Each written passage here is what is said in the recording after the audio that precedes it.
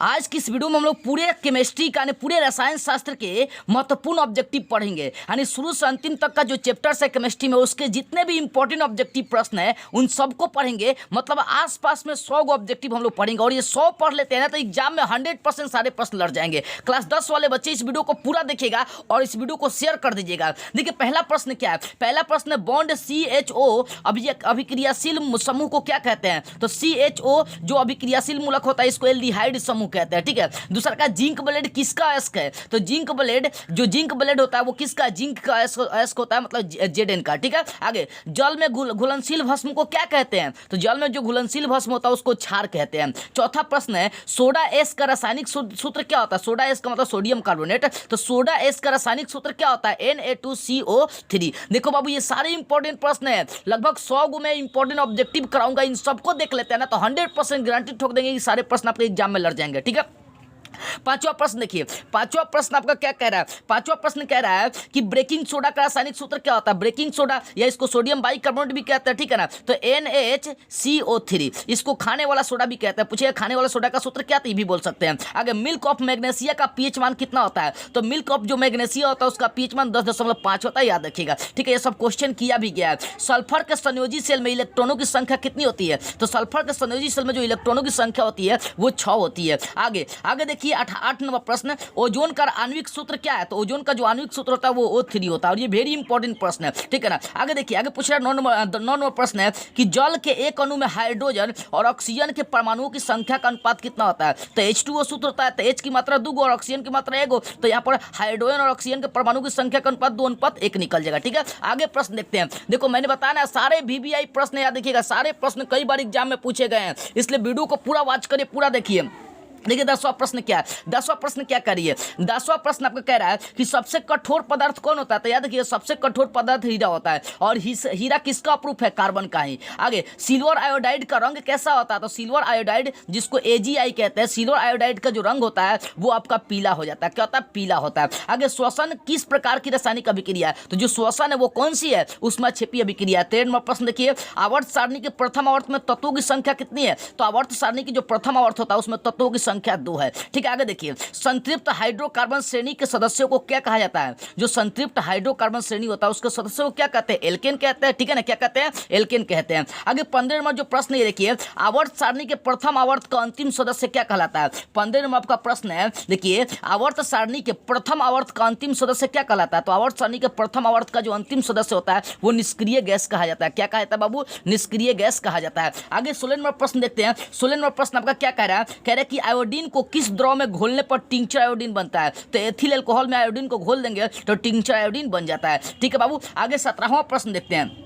17वां प्रश्न, डालडा में उपस्थित वसा अम्ल किस प्रकृति का होता है। जो डालडा होता है उसमें उपस्थित जो वसा अम्ल होता है बताना किस प्रकृति का होता है। तो वो जो होता है ना वो संतृप्त प्रकृति का होता है। किस प्रकृति का होता है बाबू, संतृप्त प्रकृति का होता है। आगे देखते हैं प्रश्नों को, आगे सॉल्व करते हैं, प्रश्नों को एकदम आसानी से सॉल्व करते हैं। देखिए 28 नंबर प्रश्न क्या कर रही है। 28 नंबर कह रहा है कि प्रोपेनोन का क्रियाशील मूलक क्या है। तो प्रोपेनोन का क्रियाशील मूलक क्या है बाबू, देखो यहाँ पर क्रियाशील मूलक 2 C डबल बॉन्ड O, ये होता है प्रोपेनोन का क्रियाशील मूलक। आगे है तिहरी बांध निर्माण। 19 नंबर प्रश्न देखिए, तिहरी बांध निर्माण का क्या उद्देश्य था। तो तिहरी बांध निर्माण का उद्देश्य क्या कहता है, जल आपूर्ति था, भूमि सिंचाई था, बिजली आपूर्ति था, ये 3-4 चीजें वहां पर इसका उद्देश्य था। ठीक है ना। 20 नंबर प्रश्न देखिए जाए। 20 नंबर कली चूना का रासायनिक सूत्र क्या होता है, CaO। 21 नंबर प्रश्न, 21 नंबर प्लास्टर ऑफ पेरिस का रासायनिक नाम क्या है। तो प्लास्टर ऑफ पेरिस का रासायनिक नाम कैल्शियम सल्फेट हेमीहाइड्रेट या अर्ध हाइड्रेट भी इसको कह सकते हैं, याद देखिएगा। ठीक है। आगे देखिए प्लास्टर ऑफ पेरिस का रासायनिक नाम हो गया।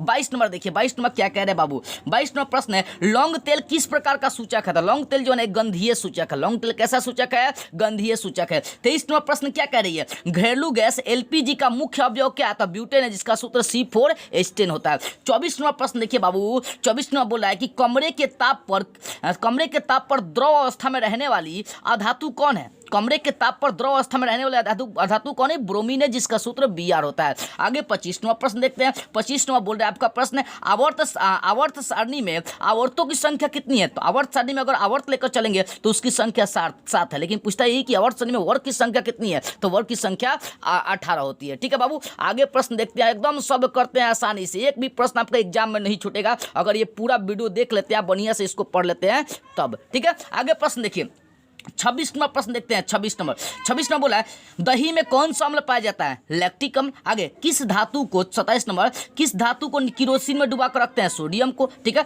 आगे 28 नंबर सोना की परमाणु संख्या कितनी होती है? तो भैया 79 होती है। आगे 29 नंबर प्रश्न देखिए। 29 नंबर क्या बोला है कि ऑक्सीजन की संयोजकता कितनी होती है? तो याद रखिए ऑक्सीजन की संयोजकता 2 होती है। आगे 30 नंबर जो प्रश्न है वो 30 नंबर प्रश्न क्या कह रहा है? अम्ल वर्षा का पीएच मान कितना होता है? 5.6 होती है। इस तरह से 30 को अभी ऑब्जेक्टिव करा दिया। आगे देखते हैं और आगे सॉल्व करते हैं ऑब्जेक्टिव। एकदम बहुत ही जल्दी हम लोग सारे ऑब्जेक्टिव को क्लियर करेंगे। एक भी आपको ऑब्जेक्टिव एग्जाम में नहीं छूटेगा अगर ये आप पढ़ लेते हैं, इस वीडियो को आप पूरा देख लेते हैं तब। अब देखिए 31 नंबर प्रश्न क्या कह रही है? 31 नंबर प्रश्न क्या कह रहा है? 31 नंबर प्रश्न क्या कह रहा है? 31 नंबर प्रश्न आपका कह रहा है कि चींटी के डंक में कौन सा अम्ल पाया जाता है? मिथेनोइक अम्ल। मिथेनोइक अम्ल का रासायनिक नाम क्या होता है? फार्मिक अम्ल। तो हो सकता है मिथेनोइक के जगह पर फार्मिक अम्ल दिया हो तो इससे घबराइएगा मत, ठीक है ना। इसी का रासायनिक नाम होता है। आगे 32 नंबर प्रश्न क्या है? लोहा पर जिंक लेपित करने की क्रिया क्या कहलाती है? गैल्वेनीकरण कहलाती है। 33 नंबर देखिए प्रश्न 33 नंबर आभूषण बनने वाले सोना कितना कैरेट होता है? तो 22 कैरेट। देखो शुद्ध अगर आभूषण बनाया जाए, शुद्ध सोना अगर देखी जाए तो 24 कैरेट का होता है, लेकिन आभूषण बनाना है तो उसके लिए 22 कैरेट का प्रयोग करते हैं। ठीक है। आगे देखिए आगे 34 नंबर प्रश्न देखिए ताम्र एवं तीन, ताम्र जिसका सीयू सूत्र होता है, टीन का एसएन सूत्र होता है, ताम्र एवं तीन के मिश्र धातु को क्या कहते हैं? कांसा कहते हैं। आगे 35 नंबर प्रश्न देखिए बाबू प्लास्टर ऑफ पेरिस का रासायनिक सूत्र क्या होता है? CaSO4 × half H2O। 36 नंबर प्रश्न देखते हैं। 36 नंबर बोले अम्ल और क्षार आपस में विक्रिया करके क्या बनाते हैं? लवण बनाते हैं। इसके साथ जल भी बनाते हैं, इसी को तो उदासीनीकरण विक्रिया कहते हैं। 37 नंबर प्रश्न देखिए बुझा हुआ चूना का सूत्र क्या होता है? तो CaOH होल ट्वाइस होता है। ठीक है बाबू। 38 नंबर प्रश्न देख लेते हैं मेथेनोइक अम्ल का रासायनिक नाम क्या होता है? वही मेथेनोइक अम्ल शुरुआती वाला जो चींटी के डंक में पाया जाता है। तो मेथेनोइक अम्ल का रासायनिक नाम क्या होता है? फार्मिक अम्ल होता है। 39 नंबर प्रश्न देखी जाए बोला ब्यूटेन के कितने समवायी संभव होता है? ब्यूटेन के C4H10 का अगर समवायी निकालेंगे तो 3 समवायी संभव है उसका। 40 नंबर प्रश्न देखते हैं बोला मेडलीफ के आवर्त नियम के में मेडलीफ के आवर्त नियम में तत्व वर्गीकरण का आधार क्या है? तो परमाणु द्रव्यमान है। ठीक है। द्रव्यमान के आधार पर तत्वों को डिवाइड किया गया। 41 नंबर प्रश्न देखते हैं सिरका में कौन सा अम्ल पाया जाता है? तो भैया एसिटिक अम्ल पाया जाता है CH3COOH। ठीक है ना। अभी तक 41 प्रश्न देख लिए। आगे प्रश्न देखते हैं और सारे एग्जाम में लड़ेंगे 100% गारंटी ठोक देते हैं, इसलिए वीडियो को पूरा वॉच करिए, पूरा शुरू से अंत तक देखिए। देखिए 42 नंबर प्रश्न क्या है? एक अनुसूत्र परंतु विभिन्न सूत्र वाले यौगिक क्या कहलाते हैं? समवायी कहलाते हैं। एक ही अनुसूत्र होगा लेकिन उसका बहुत सा विभिन्न सूत्र निकल जाएगा, यौगिक निकल जाएगा। ठीक है ना। तो उसे हम लोग समवायी कहते हैं। आगे 43 नंबर प्रश्न देखिए जाए बेंजीन का अनुसूत्र क्या होता है? C6H6। आगे 44 नंबर प्रश्न देखिए एल्केन का सामान्य सूत्र क्या होता है? CnH2n+2। वही पूछेगा। 45 नंबर प्रश्न देखिए एल्किल का, देखो एल्केन एल्किन थोड़ा सा का अंतर देखिएगा, 4-5 को एगो एग्जाम में आएगा यहाँ से। ठीक है ना। एल्किल का सामान्य सूत्र क्या होता है? तो CnH2n+1 होता है। आगे वही पूछेगा ये देखो एल्किल और ये एल्किन है। ठीक है ना। यहाँ लॉ है और यहाँ नॉ है। तो एल्किल का सामान्य सूत्र यहाँ CnH2n+1 था, लेकिन एल्किन का सामान्य सूत्र CnH2n है। वही पूछेगा एल्काइन का सामान्य सूत्र क्या होता है? तो CnH2n-2 होता है। ठीक है ना। इस तरह से 46 और 47 नंबर आपका प्रश्न होगा। अब 48 नंबर प्रश्न देखिए बोला है तुतिया का दूसरा नाम नीला थोथा भी होता है। पूछे तुतिया का सूत्र चाहे पूछे नीला थोथा का सूत्र, दोनों एक ही चीज है। तो तुतिया या नीला थोथा का सूत्र के अनुसूत्र क्या होता है? CuSO4 × 5H2O। आगे 49 नंबर प्रश्न देखिए गंधक की परमाणु संख्या कितनी होती है? गंधक मतलब सल्फर, तो सल्फर की परमाणु संख्या कितनी होती है बाबू? सल्फर की परमाणु संख्या 16 होती है। आगे देखते हैं 50 नंबर प्रश्न बोला कि अधातु के ऑक्साइड क्या कहलाते हैं? देखिए अधातु के ऑक्साइड अम्लीय कहलाते हैं, लेकिन धातु का ऑक्साइड क्षारीय कहलाते हैं। ठीक है ना। आगे देखिए 51 नंबर प्रश्न क्या है कि कार्बन क्या है? तो एक अधातु है। कार्बन क्या है बाबू? एक अधातु है। 52 नंबर प्रश्न जिप्सम का रासायनिक सूत्र क्या होता है? जिप्सम का रासायनिक सूत्र CaSO4 × 2H2O। ये किसका सूत्र है? जिप्सम का रासायनिक सूत्र है। ठीक है। आगे देखते हैं 53 नंबर प्रश्न देखते हैं। 53 नंबर आयोडीन की कमी से कौन सा रोग होता है? तो घेगा रोग होता है। ऐसे ही 54 नंबर अगर प्रश्न देख लेते हैं तो देखिए अम्ल का पीएच मान कितना होता है? 7 से कम होता है। आगे बढ़ते हैं और आगे प्रश्नों को देखते हैं और सारे प्रश्नों को बाई पार्ट खत्म करते हैं एकदम। एक भी प्रश्न आपका एग्जाम में नहीं छूटेगा अगर आप इस वीडियो को पूरा वॉच करते हैं, पूरा देखते हैं। तब ना देखते हैं तो कोई हमारी दिक्कतें नहीं है भैया। हमारा काम था आप लोगों को वीडियो बनाकर सब चीज़ बता देना, एग्जाम से रिलेटेड सारी बातें बताना, ताकि एक भी प्रश्न आपका एग्जाम में नहीं छूटे। आगे देखते हैं प्रश्न बाबू 55 नंबर प्रश्न देखते हैं। 55 में बोल रहा है कि क्षार का पीएच मान कितना होता है? 7 से अधिक। देखो अम्ल का पीएच मान 7 से कम, लेकिन क्षार का पीएच मान 7 से अधिक। 56 नंबर प्रश्न देखते हैं उदासीन। 56 नंबर प्रश्न देखिए उदासीन विलयन का पीएच मान कितना होता है? तो बाबू उदासीन विलयन का पीएच मान 7 होता है। वैसे ही जल का भी पीएच मान 7 होता है। देखो 57 नंबर प्रश्न क्या बोला है? रासायनिक अभिक्रिया में भाग लेने वाले पदार्थों को क्या कहते हैं? तो रासायनिक अभिक्रिया में जो भाग लेता है उसको अभिकारक कहते हैं, लेकिन जो बनता है उसको प्रतिफल या उत्पाद कहते हैं। 58 नंबर प्रश्न क्या करिए इसको देखिए। 58 नंबर प्रश्न कह रहा है कि टूथपेस्ट कैसा होता होता है? तो टूथपेस्ट जो होता है ना क्षारीय होता है, जो दांत की सफाई में लोग प्रयोग करते हैं। आगे 59वां प्रश्न, ग्लूकोज का रासायनिक सूत्र क्या होता है? C6H12O6, ठीक है ना। आगे देखिए 59वां प्रश्न, चीनी का रासायनिक सूत्र क्या होता है? C12H22O11 होता है। 61वां प्रश्न देख लिया जाए, सोडियम की परमाणु संख्या कितनी होती है? तो भैया 11 होती है, और इसका सोडियम का जो सूत्र होता है वो Na होता है, ठीक है। आगे प्रश्न देखते हैं 62 नंबर, विरंजक चूर्ण का रासायनिक सूत्र क्या होता है? CaOCl2। आगे 63 नंबर प्रश्न देखते हैं, शुद्ध जल का पीएच मान कितना होता है? 60 होता है। 64 नंबर प्रश्न देखते हैं, हाइड्रोजन के दो परमाणु के बीच कितने बंध पाए जाते हैं? जो हाइड्रोजन के दो परमाणु होते हैं उनके बीच एकल बंध पाए जाते हैं, लेकिन ऑक्सीजन के दो परमाणु के बीच कितने बंध पाए जाते हैं? द्विबंध पाए जाते हैं। और वही नाइट्रोजन में पूछेगा तो नाइट्रोजन में त्रिबंध पाया जाता है, ठीक है।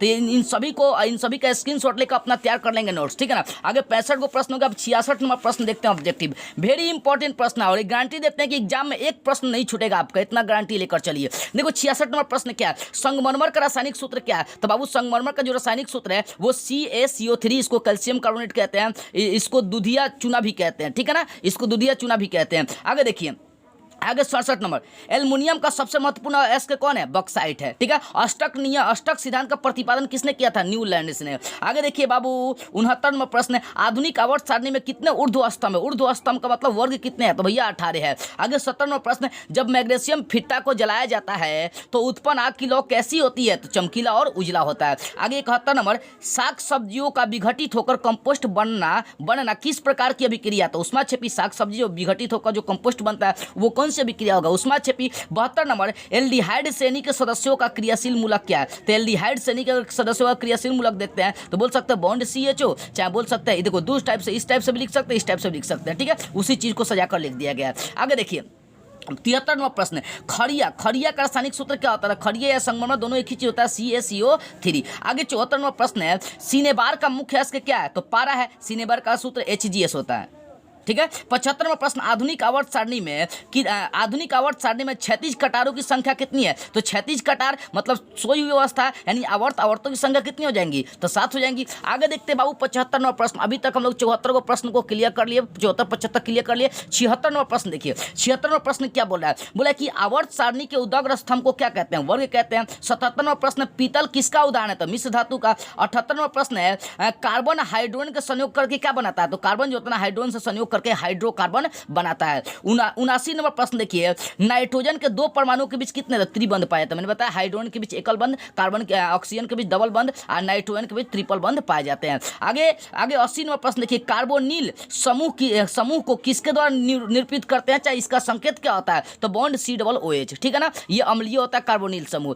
आगे देखिए 81 नंबर प्रश्न क्या कर रहा है? बोला मीथेन में कितने सहसंयोजक बंधन होते हैं? तो मीथेन में सहसंयोजक जो बंधन होते हैं वो 4 होते हैं, ठीक है। सूत्र CH4 होता है, तो अब सहसंयोजक बंधन निकालेंगे तो 4 गो निकल जाएगा। आगे 82 नंबर, बॉन्ड COOH अभिक्रियाशील मूलक को क्या कहते हैं? तो इसको अम्ल कहते हैं, ये अम्ल का भी काम करता है। आगे देखिए, आगे 83 नंबर, उदासीन विलयन का pH मान कितना होता है? 7 होता है। 84 नंबर, लोहे की परमाणु संख्या कितनी होती है? तो 26 होती है। हीलियम कैसा तत्व है? तो अक्रिय तत्व है। आगे 86 नंबर प्रश्न देखिए, धोबिया सोडा का सूत्र क्या होता है? तो Na2CO3 × 10H2। धोबिया मतलब धोने वाला सोडा का सूत्र, ठीक है। आगे प्रश्न देखते हैं और अभी इसको खत्म करते हैं, ठीक है ना। 95 गो या 100 गो ऑब्जेक्टिव है, बस इन्हीं 100 को पढ़ना है, ज्यादा पढ़ने की आवश्यकता नहीं है। 87वां प्रश्न देखिए, हमारा शरीर pH के कितने प्रास के बीच कार्य करता है? तो 7 से 7.8 के बीच कार्य करता है, ठीक है। आगे देखिए 88 नंबर, धातु के ऑक्साइड क्या कहलाते हैं? देखो धातु के ऑक्साइड अम्लीय कहलाता है, लेकिन धातु के ऑक्साइड क्षार या भस्म कहलाते हैं। आगे 89 नंबर प्रश्न है, सोडियम की संयोजकता कितनी होती है? 1 होती है।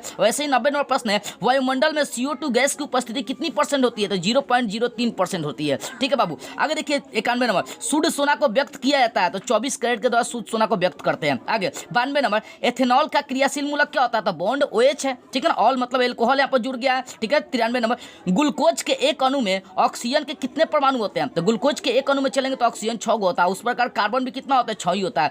94 में यही प्रश्न था, ग्लूकोज के एक अणु में कार्बन की संख्या कितनी होती है? 6 होती है। आगे 95 नंबर अंतिम प्रश्न है, कैल्शियम की परमाणु संख्या कितनी होती है? 20 होती है। कैल्शियम का सूत्र Ca होता है। तो इस तरह से मैंने इंपॉर्टेंट इसका 95 को ऑब्जेक्टिव करा दिया, लगभग 100 को मानकर चलिए, इसको 100 को पूरे केमिस्ट्री का इंपॉर्टेंट ऑब्जेक्टिव करा दिया। और इतना गारंटी देते हैं कि अगर आप इसी वीडियो को सिर्फ देख के इसका ऑब्जेक्टिव का नोट्स बना लेते हैं, इसको दिमाग में बैठा लेते हैं, तो केमिस्ट्री में और कहीं पढ़ने की आवश्यकता नहीं है, पूरा केमिस्ट्री का ऑब्जेक्टिव यहाँ से आपका क्लियर हो जाएगा। इसलिए बाबू इस वीडियो को जितना हो सके सभी बच्चों के पास शेयर कर दीजिए। जय हिंद।